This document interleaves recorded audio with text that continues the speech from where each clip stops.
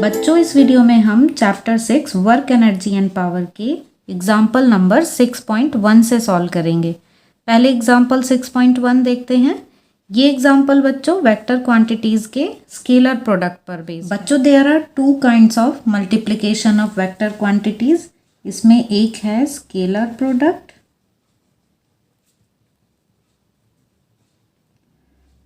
और दूसरा है वेक्टर प्रोडक्ट।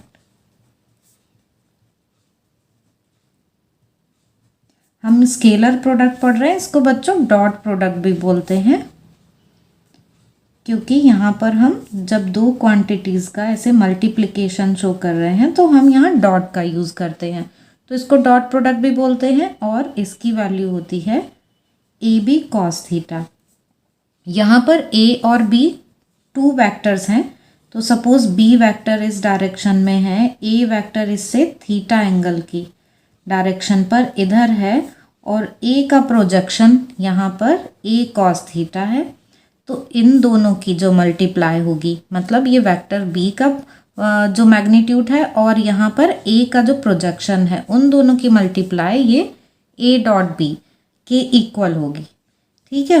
अब यहाँ पर हम ये ध्यान रखेंगे कि यहाँ पर हम जब यूनिट वेक्टर्स की फॉर्म में इसको लेते हैं तो यहाँ हम ये देख सकते हैं कि ये जो यूनिट वेक्टर्स हैं एक्स एक्सिस के अलॉन्ग, वाई एक्सिस के अलॉन्ग, जेड एक्सिस के अलॉन्ग इस तरीके से हैं। तो I dot I, J dot J और के डॉट के ये वैल्यू 1 हो जाती है, क्योंकि इनके बीच में एंगल बन रहा है 0 डिग्री का, और cos 0 1 होता है, इसलिए आई डॉट आई 1 आ जाता है। यूनिट वेक्टर्स है, मीन्स मैग्नीट्यूड तो इनका यूनिट है ही, और एंगल इनके बीच में 0 डिग्री है।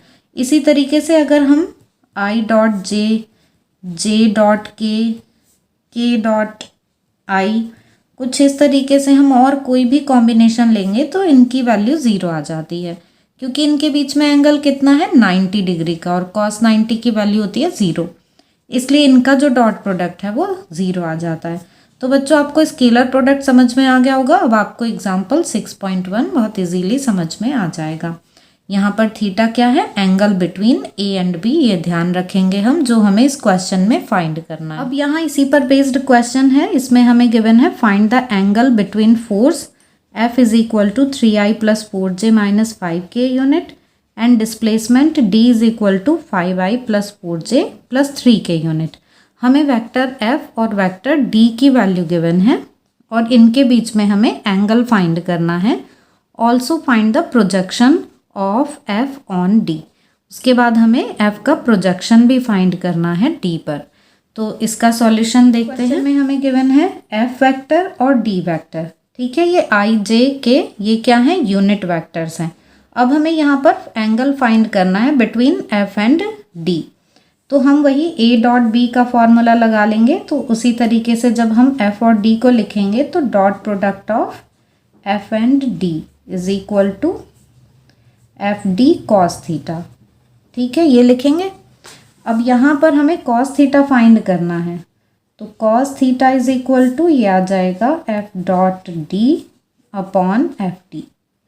यहाँ पर अब हमको एफ और डी का डॉट प्रोडक्ट फाइंड करना है, फिर उनके मैग्नीट्यूड्स फाइंड करने, वेक्टर एफ का मैग्नीट्यूड, वेक्टर डी का मैग्नीट्यूड, और फिर वो सारी वैल्यूज़ हम यहाँ रख देंगे। तो इस तरह से हमारे पास कॉस थीटा आ जाएगा। फिर हम यहाँ से थीटा फाइंड कर लेंगे।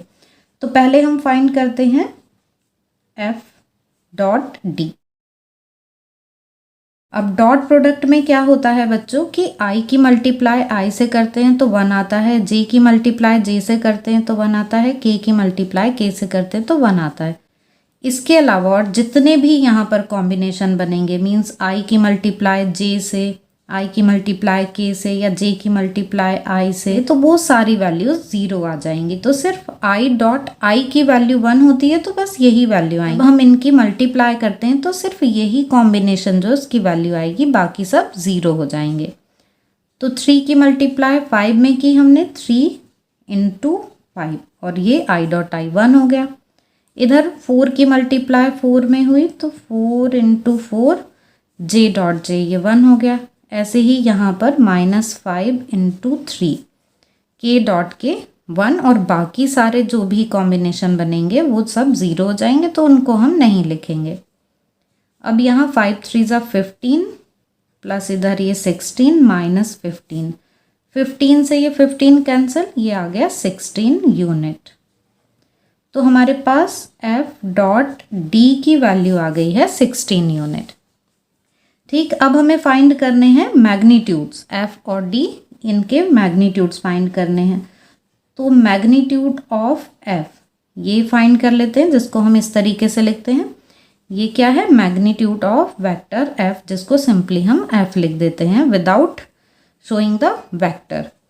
तो अब यहाँ एफ मैग्नीट्यूड कैसे निकालते हैं, जो भी इसके यहाँ कोफिशिएंट होंगे, जो भी यहाँ पर इसके कोफिशिएंट होंगे उनको स्क्वायर करके हम ऐड कर लेते हैं। मीन्स 3 का स्क्वायर प्लस 4 का स्क्वायर और यहाँ माइनस 5 का स्क्वायर। ठीक है, तो ये हमारे पास आ जाता है 9 प्लस 16 प्लस 25 और इसको हम लिख सकते हैं अंडर रूट 50।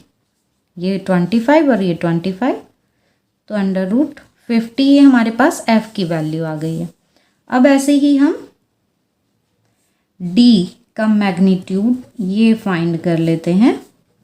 तो अंडर रूट, अब देखते हैं यहाँ डी में 5 4 3 ये हैं कोफिशिएंट, तो 5 का स्क्वायर प्लस 4 का स्क्वायर प्लस 3 का स्क्वायर, तो ये हमारे पास कितनी वैल्यू आ जाएगी, 25 plus 16 plus 9, again we get under root 50 unit. तो हमारे पास अब f की भी वैल्यू है, d की भी वैल्यू है और इधर f डॉट d की भी वैल्यू है।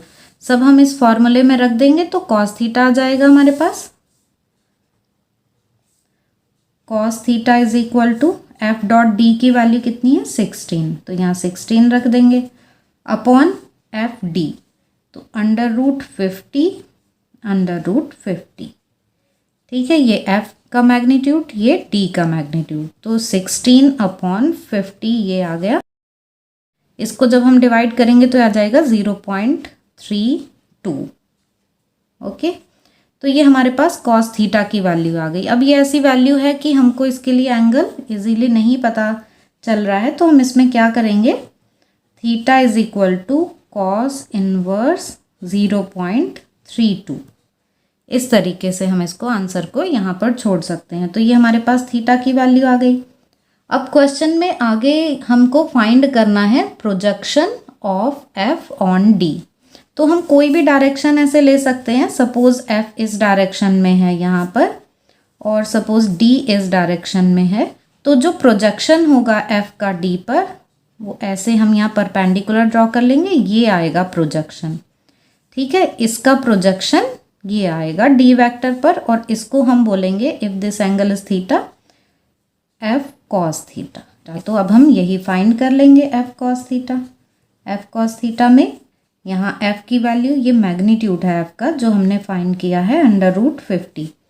कॉस थीटा जो हमने फाइंड किया वो कितना है, 0.32, तो यहाँ इसकी मल्टीप्लाई कर देंगे।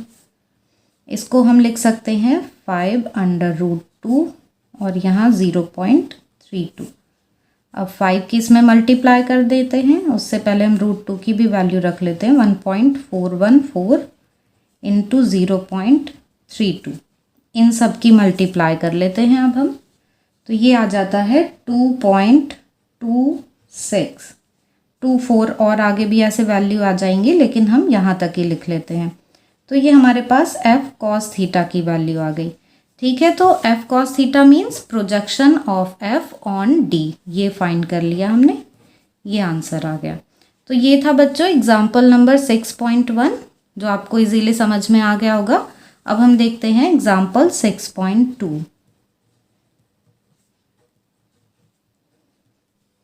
Example 6.2, it is well known that a raindrop falls under the influence of the downward gravitational force and the opposing resistive force। बच्चों हमें अच्छी तरह पता है कि रेन ड्रॉप पर दो फोर्सेस लग रहे होते हैं, एक ग्रेविटेशनल फोर्स डाउनवर्ड डायरेक्शन में और रेजिस्टिव फोर्स अपवर्ड डायरेक्शन में, मीन्स ग्रेविटेशनल फोर्स की अपोजिट डायरेक्शन में। ये एयर रेजिस्टेंस है। अब आगे देखते हैं क्वेश्चन।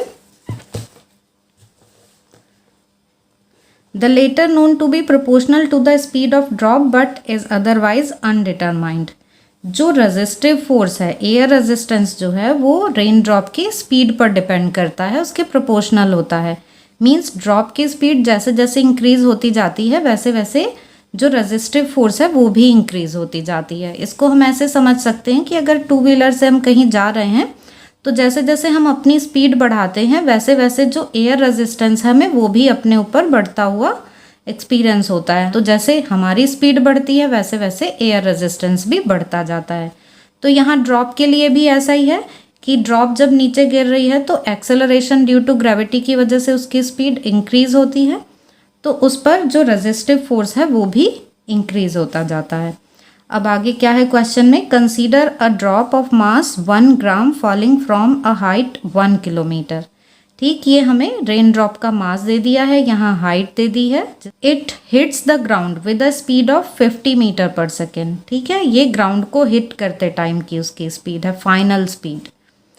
ए पार्ट में फाइंड करना है what is the work done by the gravitational force.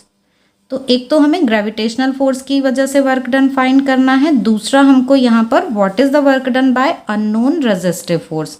हमको जो एयर रेजिस्टेंस है, रेजिस्टिव फोर्स है, उसकी वजह से वर्क डन फाइंड करना है। तो देखते हैं सॉल्यूशन। बच्चों यहाँ पर हमें मास गिवन है 1 ग्राम, जिसको हम 1 इंटू 10⁻³ किलोग्राम ऐसे लिख लेते हैं। और हमको यहाँ हाइट गिवन है h 1 किलोमीटर, इसको हम लिख लेते हैं 10⁻³ मीटर। और यहाँ हमको फाइनल स्पीड v की वैल्यू गिवन है जिससे कि ड्रॉप ग्राउंड से स्ट्राइक करती है, वो है 50 मीटर पर सेकेंड। अब हमको यहाँ पे ए पार्ट में फाइंड करना है बच्चों work done by the gravitational force.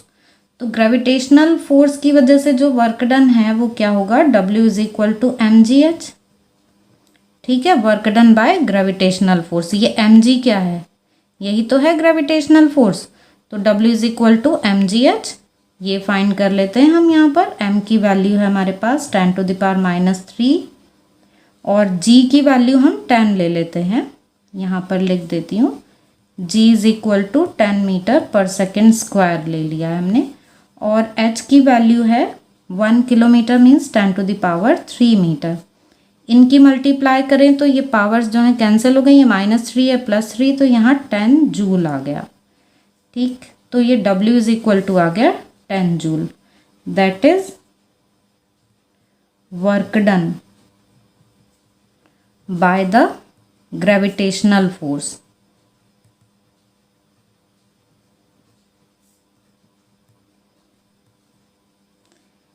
Is 10 joule. ठीक, ये हमारे पास एक आंसर आ गया है। अब हमें बी पार्ट में फाइंड करना है बच्चों work done by the resistive force. Work done by the resistive force find करने के लिए हम यहाँ पर यूज करेंगे वर्क एनर्जी थ्योरम। तो ये फाइंड करने के लिए हम लिख लेते हैं बाय वर्क एनर्जी थ्योरम। हमारे पास क्या है, जो चेंज इन काइनेटिक एनर्जी है डेल्टा के, ये इक्वल होता है work done by the net force. ठीक है, तो work done by the net force को हम ऐसे लिख लेते हैं WG + WR। अब यहाँ पर ये जो WR है, ये G तो हो गया work done by gravitational force, और ये जो WR है ये क्या है, work done by resistive force. यही हमें यहाँ पर फाइंड करना है। तो ग्रेविटेशनल ये तो हमने फाइंड कर लिया, ये हमें फाइंड करना है, लेकिन अभी हमारे पास डेल्टा के की वैल्यू नहीं है, तो हम डेल्टा के और फाइंड कर लेते हैं। तो हम पहले इसमें डेल्टा के की वैल्यू फाइंड कर लेते हैं। डेल्टा के means change in kinetic energy. तो change in kinetic energy find कर लेते हैं। तो ये final kinetic energy minus initial kinetic energy, तो फाइनल ½ mv² और इनिशियल ½ mu²। ये फाइनल वेलोसिटी, ये इनिशियल वेलोसिटी।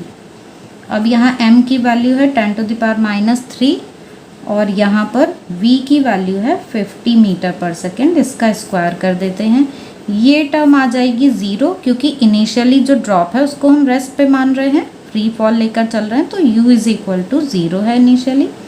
इसलिए ये टर्म 0।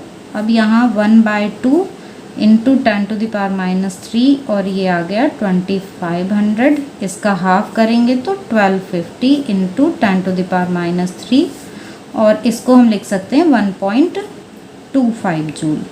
ये हमारे पास डेल्टा के की वैल्यू आ गई, चेंज इन काइनेटिक एनर्जी। अब वो फॉर्मूला देखते हैं क्या है। Delta K is equal to work done by the net external force means WG plus WR। यहाँ से हमारे पास WR की वैल्यू क्या आ जाएगी, डेल्टा के माइनस WG।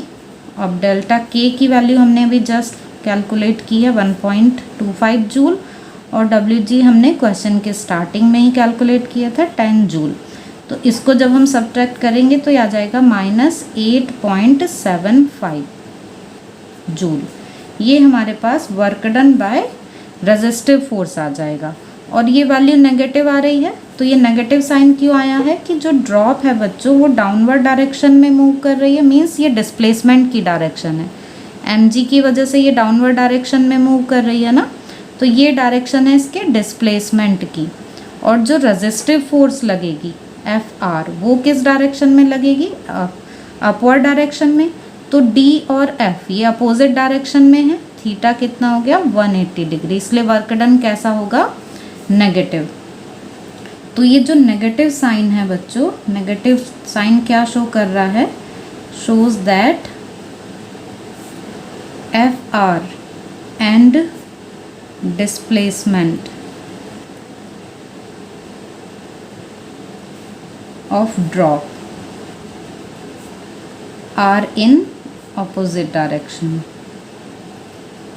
ये ऑपोजिट डायरेक्शन में है, इसलिए जो वर्क डन है वो नेगेटिव है। तो बच्चों आपको ये समझ में आ गया होगा एग्जाम्पल 6.2। अब हम देखते हैं example 6.3। Example 6.3 a cyclist comes to a skidding stop in 10 metre. बच्चों यहाँ क्वेश्चन में गिवन है कि एक साइक्लिस्ट है जो स्लिप कर जाता है और फिर जो साइकिल है वो रुकते रुकते 10 मीटर की डिस्टेंस कवर कर लेती है।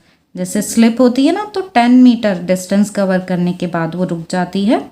During this process the force on the cycle due to the road is 200 newton and is directly opposed to the motion. अब इस प्रोसेस में जिस टाइम वो स्लिप कर रहा होता है, जिस टाइम साइकिल स्लिप हो रही होती है, तो उस टाइम पर the force on the cycle due to the road, तो रोड साइकिल पे जो फोर्स लगा रही है वो है 200 न्यूटन की।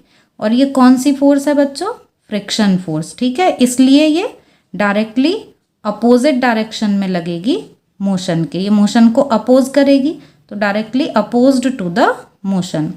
ए पार्ट में हमें बताना है how much work does the road do on the cycle. अब पहले तो हमको बताना है कि रोड ने कितना वर्क किया साइकिल पे, और फिर बी पार्ट में हमें बताना है how much work does the cycle do on the road, कि साइकिल कितना वर्क कर रही है रोड पर, ये बताना है हमको। तो देखते हैं इसका सॉल्यूशन। बच्चों क्वेश्चन में जो वैल्यूज़ गिवन है वो लिख लेते हैं हम। यहाँ पर हमें डिस्प्लेसमेंट गिवन है, ये है 10 मीटर। ठीक है, 10 मीटर तक स्लिप करती है ना साइकिल। फाइनली वो रेस्ट में आ जाती है, मीन्स जो फाइनल वेलोसिटी है इसकी वो हो जाती है 0। और यहाँ पर रोड जो फोर्स लगा रही है, force applied by road on cycle, ये है 200 न्यूटन। ठीक है, अब हमें यहाँ ए पार्ट में क्या बताना है, work done by the road. तो work done by the road means W is equal to, हम यही फॉर्मूला लेंगे, FD cos थीटा। अब यहाँ पर F की वैल्यू ये तो हमारे पास है 200, डिस्प्लेसमेंट 10 मीटर ये भी है हमारे पास। थीटा की वैल्यू कितनी होगी यहाँ पर, यहाँ थीटा होगा 180 डिग्री। 180 डिग्री क्यों, क्योंकि फ्रिक्शन फोर्स है, तो फ्रिक्शन फोर्स अपोजिट डायरेक्शन में लगेगी साइकिल के मोशन की, जो भी डायरेक्शन है उसके अपोजिट डायरेक्शन में होगी ना। कि अगर साइकिल इस डायरेक्शन में ये स्लिप हो रही है, मान लो ये साइकिल के डिस्प्लेसमेंट की डायरेक्शन है कि साइकिल इस डायरेक्शन में स्लिप हो रही है, तो जो रोड है वो इस डायरेक्शन में फोर्स लगाएगी, मीन्स ये फ्रिक्शन फोर्स हो जाए। तो थीटा कितना हो गया 180 डिग्री। इसलिए यहाँ पर ये जो वर्क डन आएगा ये भी नेगेटिव आ जाएगा, 2000 आएगा और कॉस 180 -1, तो यहाँ पर ये माइनस आ जाएगा। ठीक है, कॉस 180 इज इक्वल टू -1 ये वैल्यू होती है। तो यहाँ पर वर्क आ गया -2000 जूल। नेगेटिव साइन अब आपको क्लियर हो गया ना कि अपोजिट डायरेक्शन में मीन्स फ्रिक्शन की वजह से ये वर्क डन है, इसलिए ये नेगेटिव आया है। अब इसका बी पार्ट देख लेते हैं। बी पार्ट में हमें बताना है how much work does the cycle do on the road. तो साइकिल कितना वर्क कर रही है रोड पर वो बताना है। अब फोर्सेस तो हमें पता है कि न्यूटन्स थर्ड लॉ से इक्वल रहेंगे कि रोड जो फोर्स लगा रही है साइकिल पे उतना ही फोर्स साइकिल रोड पे लगाएगी। लेकिन क्या रोड में कोई डिस्प्लेसमेंट हो रहा है? डिस्प्लेसमेंट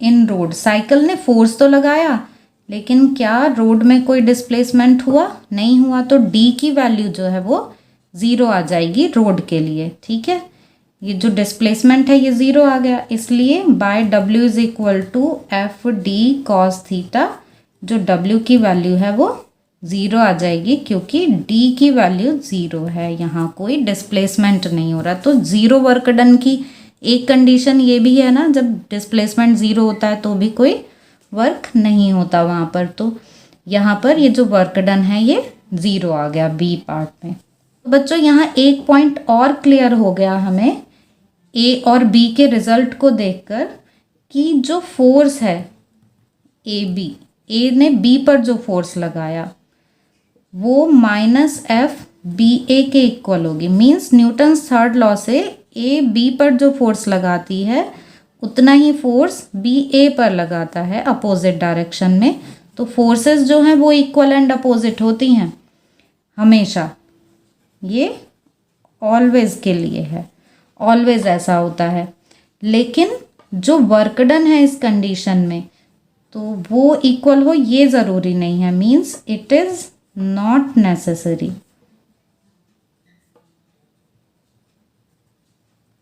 दैट जो वर्क है ए ने बी पे किया वो वर्क इक्वल हो बी ने जो वर्क किया है ए पर उसके।